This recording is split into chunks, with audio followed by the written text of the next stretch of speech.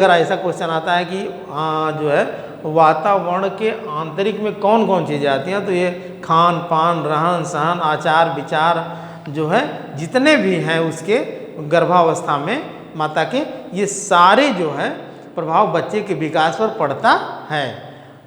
बच्चे का विकास अगर वहीं से जो है प्रभावित होने लगता है, यानी गर्भ से ही बच्चे का विकास प्रभावित होने लगता है। तो और दूसरी चीज़ें थी बाह्य वातावरण। बाह्य वातावरण आप समझ लें। बाह्य वातावरण में आसपास का वातावरण,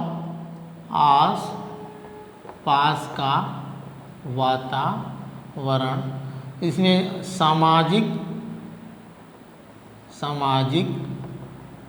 वातावरण, भौतिक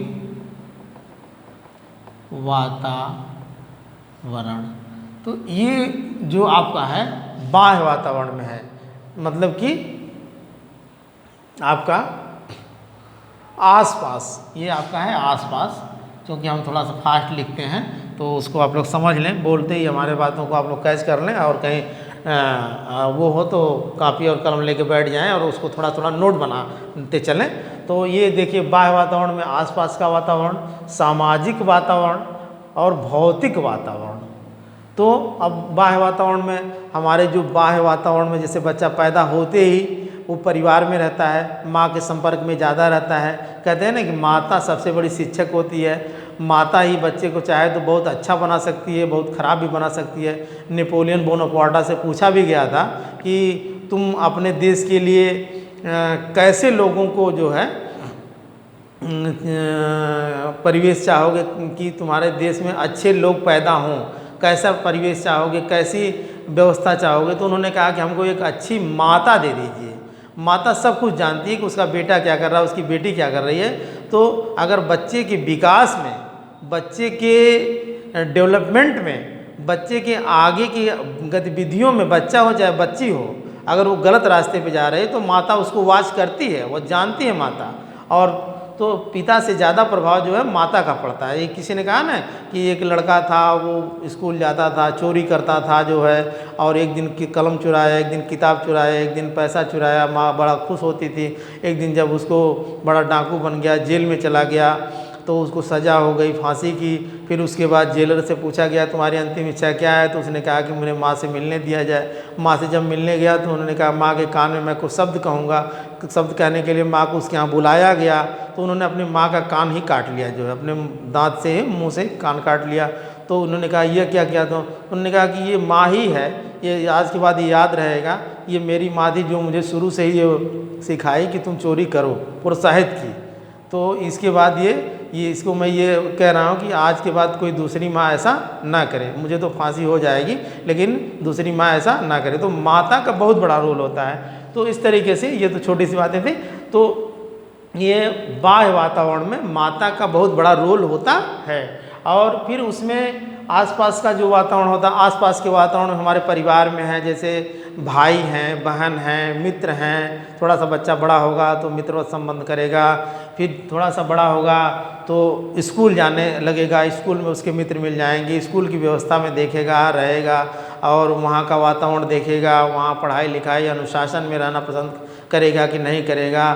फिर उसके बाद सामाजिक वातावरण जो है उसको समाज में फिर जाएगा, समुदाय में जाएगा कि हमको अगर 10 लोग हैं, कहीं कोई फंक्शन हो रहा है, किसी की शादी है, किसी का ब्याह है, कोई व्यवस्था है, तो इस तरीके से उसको कह दिया कि बाबू तुमको खाने खिलाने की व्यवस्था करना है, तुमको यहाँ खड़ा कर दिया जाएगा, तुमको ये देखना है, तुम्हारा ये जिम्मेदारी बनती है। तो बच्चा एक सामाजिक रूप से अपनी जिम्मेदारी को निभाता है। ये वातावरण सामाजिक वातावरण में कि मतलब समाज की जिम्मेदारियाँ वो समझने लगता है। ये कि हर प्रकार से वो समाज में अपने माँ का कहना मानना, पिता का कहना मानना, बड़ों का कहना मानना, सामाजिक वातावरण। फिर भौतिक वातावरण। भौतिक वातावरण का मतलब हो गया कि जैसे हवा, जल, मतलब और इस तरीके सूर्य का प्रकाश, ये सब जो भौतिक चीज़ें जिससे उसके परिवेश में होती हैं, इसका भी उसके ऊपर प्रभाव पड़ता है। तो इस तरीके से ये भौतिक परिवेश का भी उसके ऊपर प्रभाव पड़ता है। अब थोड़ा सा है कि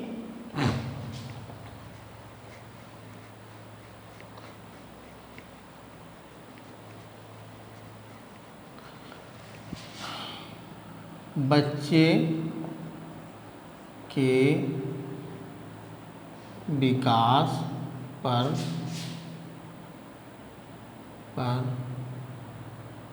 वातावरण का प्रभाव, बच्चे के विकास पर वातावरण, सभी लोग जानते हैं बच्चे के विकास पर वातावरण, शारीरिक विकास नंबर 1, दूसरा है मानसिक विकास, तीसरा है व्यक्तित्व का विकास, चौथा है बुद्धि का विकास,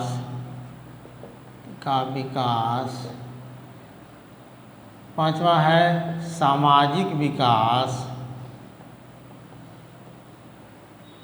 तो इस तरीके से बहुत सारे विकास हैं, नैतिक विकास, धार्मिक विकास, छठवां है नैतिक विकास,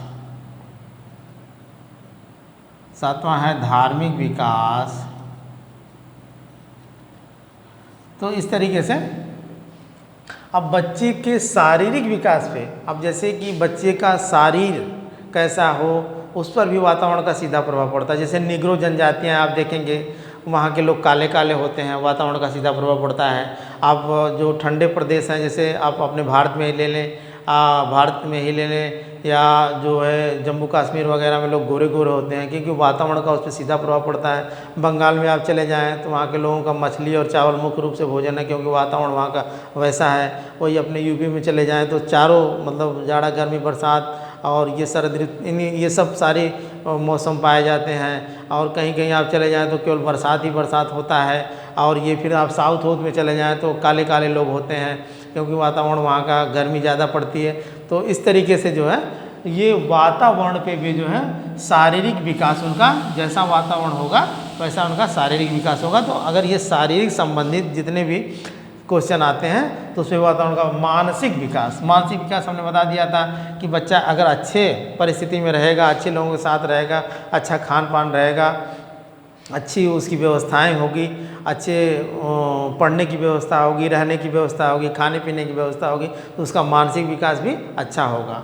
अच्छे लोगों के साथ रहेगा, सकारात्मक सोच वालों के साथ रहेगा, अच्छी संगत में रहेगा, अच्छे दोस्त रहेंगे, उसके पढ़े लिखे लोग रहेंगे, अच्छा लिखा परिवेश रहेगा, तो इस पर भी वातावरण का सीधा प्रभाव उसके मानसिक विकास पर पड़ता है। व्यक्तित्व का विकास मतलब उसके व्यक्तित्व, उसके आचार विचार, उसके रहन सहन, उसके नैतिक कर्तव्य, कि उसका व्यक्तित्व कैसा है, अच्छा व्यक्तित्व है कि खराब व्यक्तित्व है, ये जो है भी वातावरण का प्रभाव पड़ता है। कि बच्चे का व्यक्तित्व जो है अच्छे परिवेश में रह रहा है तो उसका व्यक्तित्व अच्छा होगा, अच्छे से वो बोलेगा, किसी को गाली नहीं देगा, झगड़ा नहीं करेगा।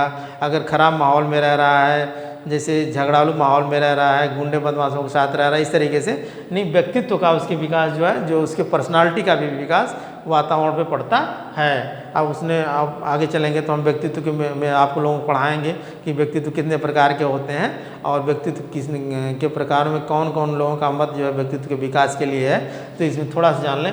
फिर उसके बाद बुद्धि के विकास में भी वातावरण का प्रभाव पड़ता है। जैसे उसको दिया जाएगा वातावरण, उसकी बुद्धि वैसे होगी। तो इस तरीके से सामाजिक विकास, नैतिक विकास, धार्मिक, नाम से ही स्पष्ट है, सामाजिक में भी उसका योगदान रहेगा, नैतिक में मतलब कि आचरण, उसका व्यवहार अच्छा होगा, नैतिक आचरण होंगे। धार्मिक विकास में भी उसका जो धर्म से संबंधित जुड़ जाता है, धार्मिक और नैतिकता दोनों लगी हुई हैं। तो इस तरीके से ये हम आज आप लोगों का ये बच्चों के विकास पर वातावरण का प्रभाव टॉपिक ये बहुत इम्पॉर्टेंट नहीं था, और जो वंशानुक्रम से बहुत सारे क्वेश्चन बनते हैं, तो ये आप लोगों का ख़त्म होता है। आगे हम आप लोगों को सामाजिकरण के बारे में पढ़ाएंगे, सोशलिज्म के बारे में पढ़ाएंगे। तो अगर ये हमारा पढ़ाया हुआ आप लोगों को पसंद आया हो तो हमारे चैनल को जो है लाइक सब्सक्राइब करें और बेल आइकन को दबाएं, और हो सके तो अपने दोस्तों में, अपने मित्रों में जो लोग सीटेट और टेट की तैयारी कर रहे हैं उनमें शेयर भी करें। अधिक से अधिक आप लोग जो है लाइक करके और जो है मोटिवेशन को हमारे बढ़ाएं, और अपने मन में ये धारणा बना लें कि हमको जो सीटेट का एग्ज़ाम निकालना है। तो मेहनत से पढ़ें और लगन से पढ़ें, खुश रहें, प्रसन्न रहें। इसी के साथ धन्यवाद।